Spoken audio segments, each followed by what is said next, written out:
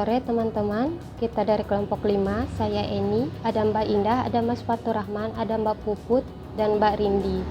Kita hari ini akan mempresentasikan Bank BRI mengakuisisi Bank Agro. Profil Bank BRI, Bank Rakyat Indonesia, dimulai sejak 16 Desember 1895 di Purwokerto, Jawa Tengah.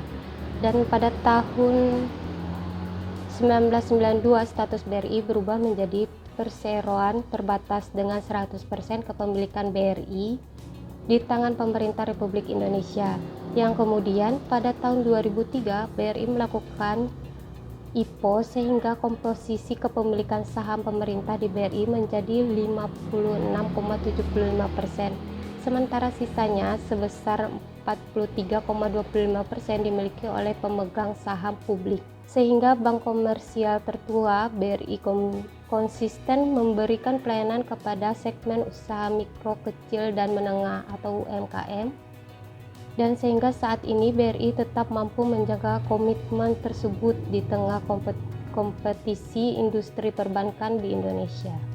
Profil Bank Argo. PT Bank Argo Niaga Tbk atau Argo beroperasi pada bidang perbankan umum dengan kegiatan usaha utamanya membantu pembiayaan di bidang Argo bisnis. Atas pemahaman tersebut, Bank Argo Niaga mengelola dana pensiun perkebunan seluruh karyawan PT Perkebunan Nusantara.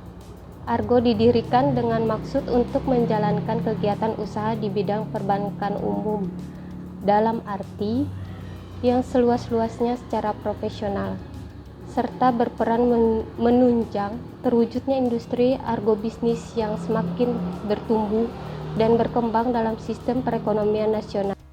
Tertanggal 30 Juni 2003 sehingga namanya berubah menjadi PT Bank Argo Niaga Tbk, dan pada tahun yang sama mencatat sahamnya di Bursa Efek Surabaya. Sedangkan pada tahun 2007 saham Bank Argo dengan kode Agro sudah mulai tercatat di Bursa Efek Indonesia.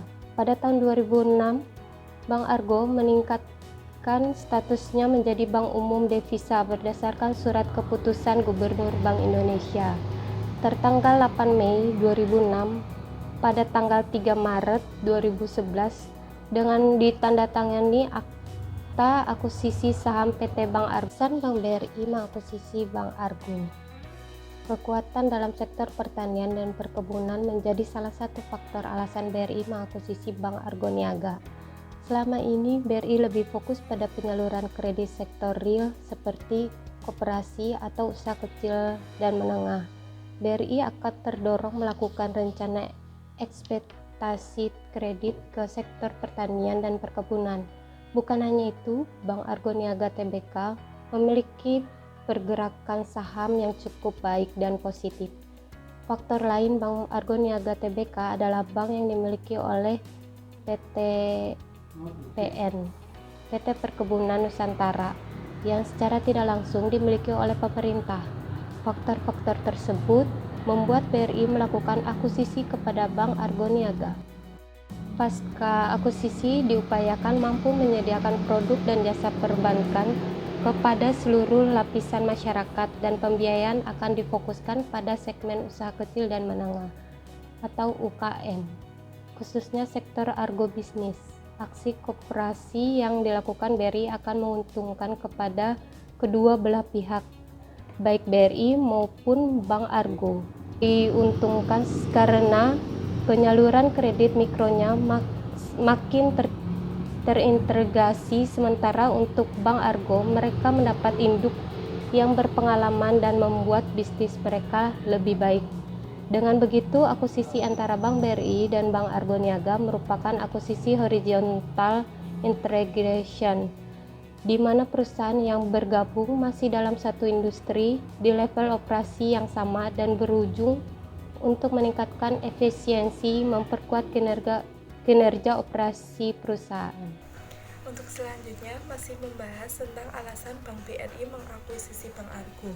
Bank Argo pasca diakuisisi diupayakan mampu untuk menyediakan produk dan jasa perbankan pada seluruh lapisan masyarakat, dan pembiayaan difokuskan pada segmen usaha kecil dan menengah atau UKM, khususnya sektor agrobisnis.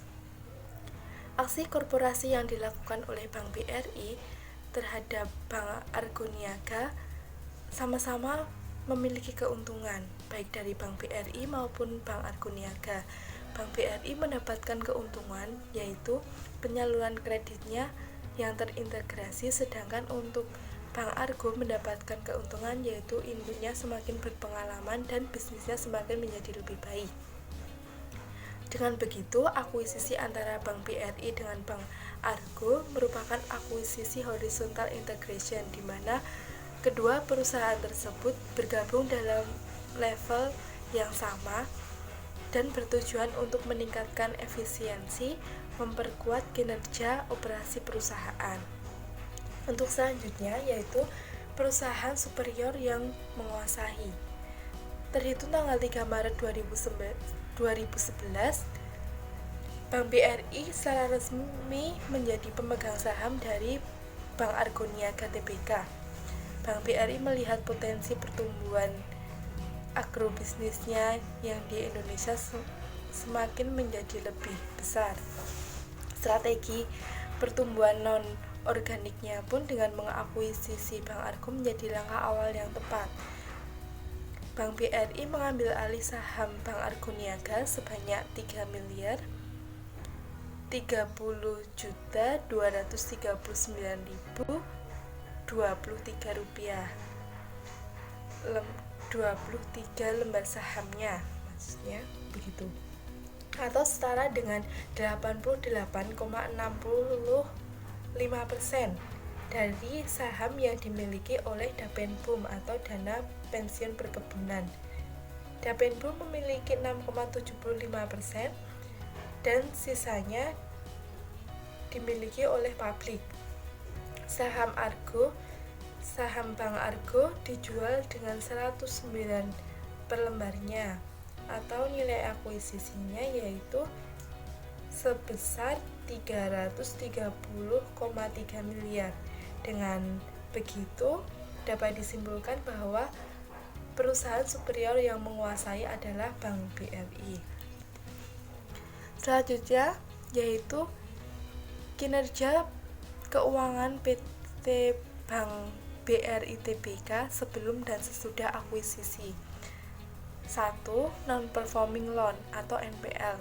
Rasio ini diukur dengan membandingkan antara kredit bermasalahnya dengan total kreditnya. Kredit bermasalahnya dilihat penggolongannya, yaitu kredibilitas kreditnya, serta rincian di dalam catatan atas laporan keuangannya yang dipublikasikan oleh Bank BRI secara masing-masing periode.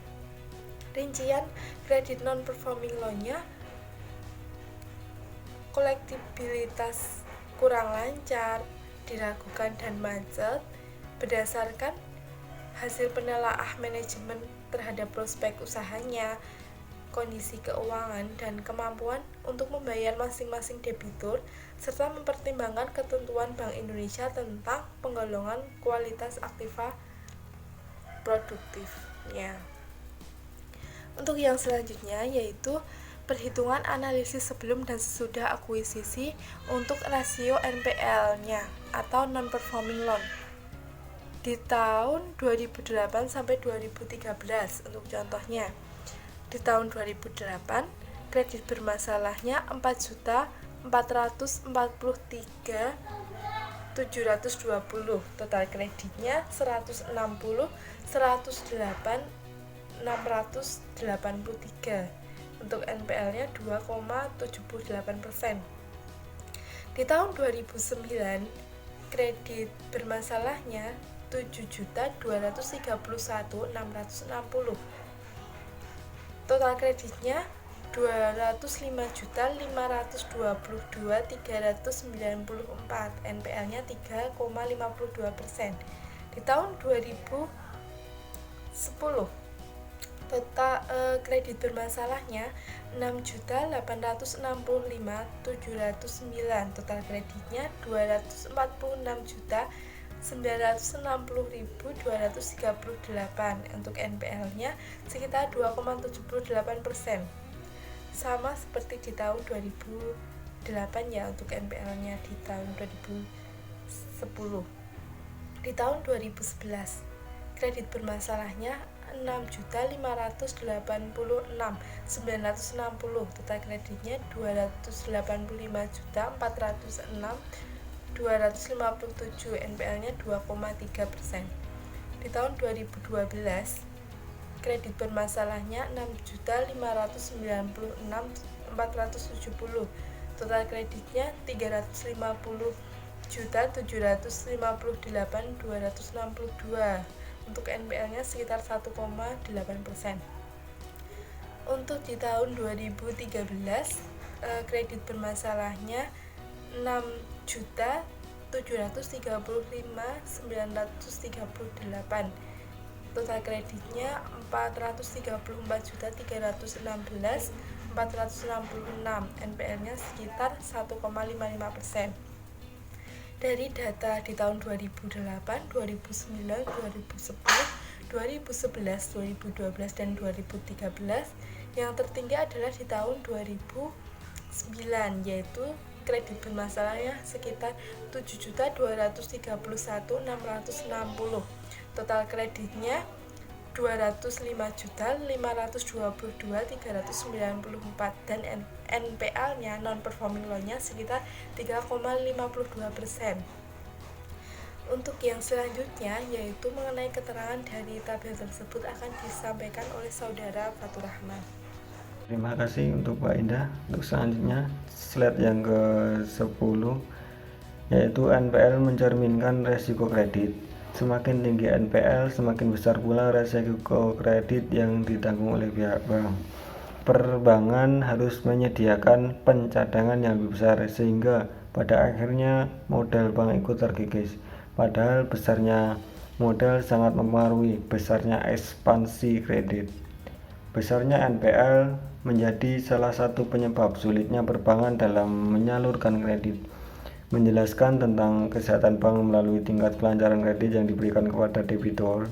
Berdasarkan tabel 1, pada tahun 2008 hingga 2010, sebelum BRI melakukan akuisisi, BRI memiliki tingkat rata-rata NPL sebesar 3,03%, yang berarti pada presentasi tersebut BRI dinyatakan cukup sehat melalui tingkat pelancaran kredit bank menurut surat nomor 3. Akuisisi yang dilakukan BRI pada tahun 2011 memberikan manfaat terhadap penerimaan pembayaran kredit.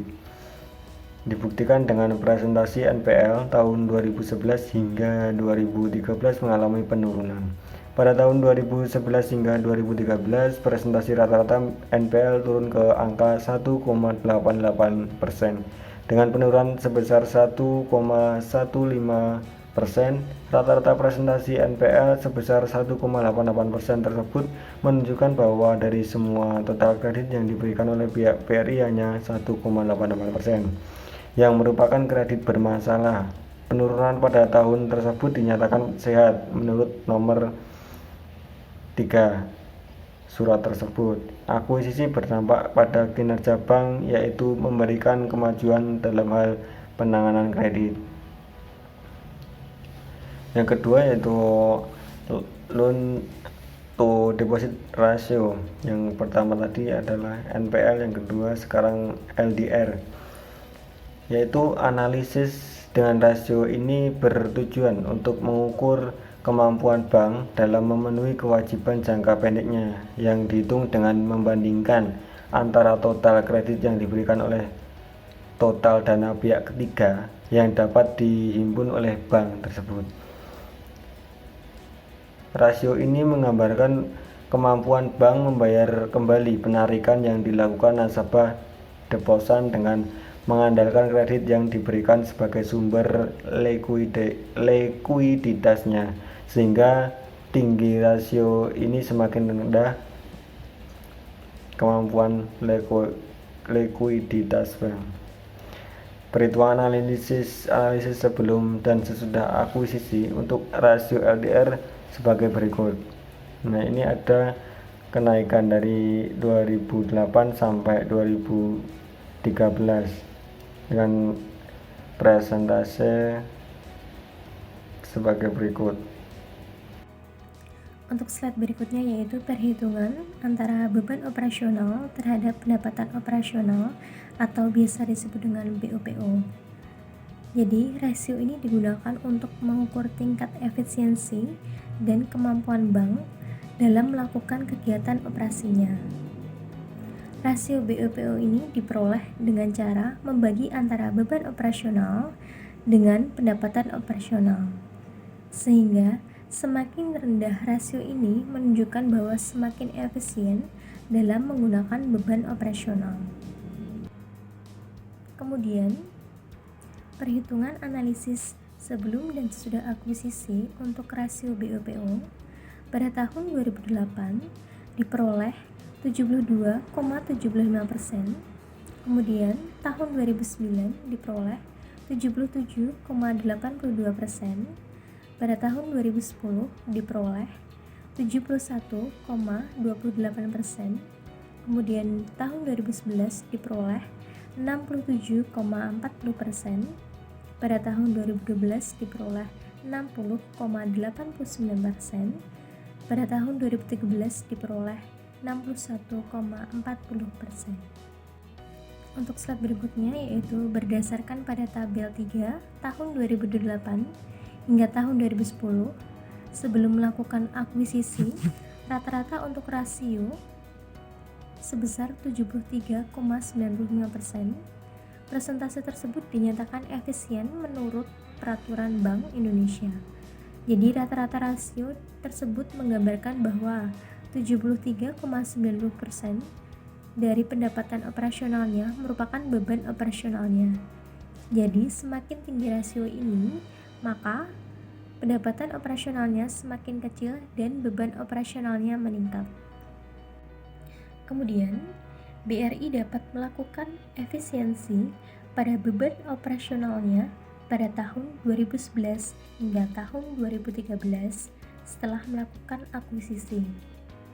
Dibuktikan dengan penurunan persentase rata-rata rasio BOPO yang turun ke angka 63,25% dengan penurunan sebesar 10,70%. Dilihat dari ketentuan Bank Indonesia mengenai besaran rasio beban operasional terhadap pendapatan operasional, yaitu 94% hingga 96%. Berarti manajemen BRI telah mematuhi ketentuan Bank Indonesia dan akuisisi mempengaruhi penurunan rasio BOPO. Untuk slide berikutnya yaitu perhitungan return on asset atau ROA. Jadi return on asset ini digunakan untuk mengukur manajemen bank dalam memperoleh keuntungan atau laba bersih sebelum pajak. Jadi semakin besar ROA, maka semakin besar pula tingkat keuntungan yang dicapai oleh bank. Dan semakin kecil ROA, maka menunjukkan bahwa semakin buruk manajemen bank dalam hal mengelola aktiva untuk meningkatkan pendapatan atau menekan biaya. Perubahan kinerja bank pasca akuisisi diharapkan dapat memberikan kontribusi positif bagi bank. Akuisisi memerlukan penilaian untuk mengetahui dampak positif atau negatif terhadap kinerja bank. Penilaian kinerja bank yang paling umum adalah teknik analisis laporan keuangan dengan menggunakan analisis rasio. Terdapat 4 rasio untuk mengukur kinerja bank, yaitu yang pertama adalah non-performing loan atau NPL, yang kedua adalah loan to deposit ratio atau LDR, yang ketiga beban operasional pendapatan, dan yang keempat adalah return on asset atau ROA. Aktivitas utama pada BRI adalah pengkreditan pada sektor real dan sektor mikro. Rasio NPL diperlukan untuk mengetahui tingkat kredit bermasalah BRI sesudah dan sebelum akuisisi, serta untuk mengetahui dana pihak ketiga di perusahaan yang dipakai untuk aktivitas pengkreditan BRI. Selain memperlebar pasar, akuisisi bertujuan untuk meningkatkan laba. Rasio ROA diperlukan untuk mengetahui laba yang diperoleh sebelum dan sesudah akuisisi. Akuisisi yang dilakukan menimbulkan biaya operasional untuk mengetahui besarnya biaya operasional. Saat sebelum dan sesudah dilakukannya memerlukan perhitungan rasio BOPO. Keempat rasio ini dapat menunjukkan kinerja bank setiap tahunnya dan dapat dibandingkan. analisis rasio untuk mengetahui kinerja keuangan BRI sebelum dan sesudah akuisisi dengan menggunakan rasio NPL, LDR, POPO, dan ROA akan menggambarkan secara umum tentang perusahaan yang dianalisis. Sekian presentasi yang dapat kami sampaikan. Apabila terdapat salah kalimat, kami mohon maaf dan semoga yang sudah kami sampaikan ini dapat bermanfaat bagi kita semua. Terima kasih.